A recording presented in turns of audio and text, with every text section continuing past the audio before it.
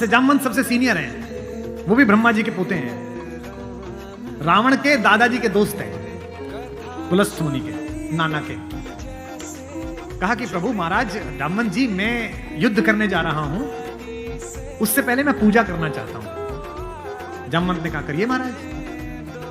तो बोले मेरे आराध्य तो शंकर हैं, शंकर राम की पूजा करते हैं और राम शंकर की पूजा करते हैं, इस कहानी से बड़ा समन्वय किसी का नहीं हो सकता।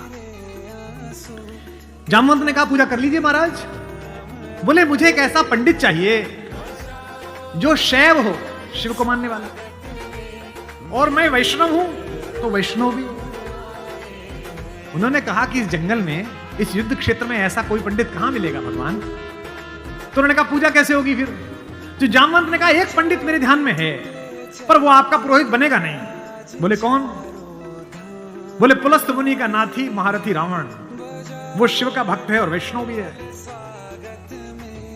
उससे करा लीजिए। सोचिए जिसको हराने जा रहे हैं उससे पूजा। राम ने जामवंत से कहा कि महाराज पूछ के तो आइए, अगर महापंडित रावण आज्ञा दे दें इस यज्ञ के लिए तो मैं कर लूं। रावण को पता चला कि जामवंत बुलाने आए हैं। रावण ने अपने सैनिकों से कहा कि जैसे ही दादा जामवंत आए कोई उनसे प्रश्न ना करे, उन्हें बस महल का मार्ग दिखा दे, हाथ जोड़ के सब चरण छुएं। जामवंत पहुंचे, रावण किले के द्वार पर चरण छूने आया, कहा कि पितामह मैं आपको प्रणाम करता हूं, मैं धन्य हुआ कि आप पधारे। जामवंत ने कहा कि मैं बहुत प्रसन्न हुआ तुम्हारी अतिथि सेवा देखकर। बिठाया, पूछा कैसे आए हैं। जामवंत ने कहा मैं एक इच्छा लेकर तुम्हारे पास आया हूं। एक मेरे साथ दो जजमान हैं, वो एक यज्ञ करना चाहते हैं युद्ध शुरू करने के लिए। उन्हें एक ऐसे पंडित की आवश्यकता है जो शैव भी हो और वैष्णव भी।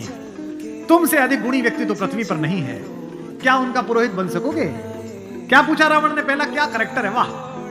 रावण ने कहा जहां तक मुझे सूचना है आपके दोनों यजमान अयोध्या के निर्वासित राजकुमार राम और लक्ष्मण तो नहीं है।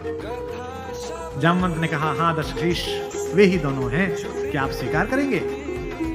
उसने हां ना नहीं करी, फिर बोला क्या उनके यज्ञ का उद्देश्य लंका विजय। जामवंत ने कहा हां उनका यही उद्देश्य है, क्या आप स्वीकार करेंगे। उसने कहा मैं तो जिज्ञासा के लिए पूछ रहा था, अन्यथा द्वार पर आकर किसी पंडित से कोई यज्ञ के लिए कहे, अस्वीकार करना उसका धर्म ही नहीं है। मैं आपके साथ चलूंगा और उनका यज्ञ कराऊंगा।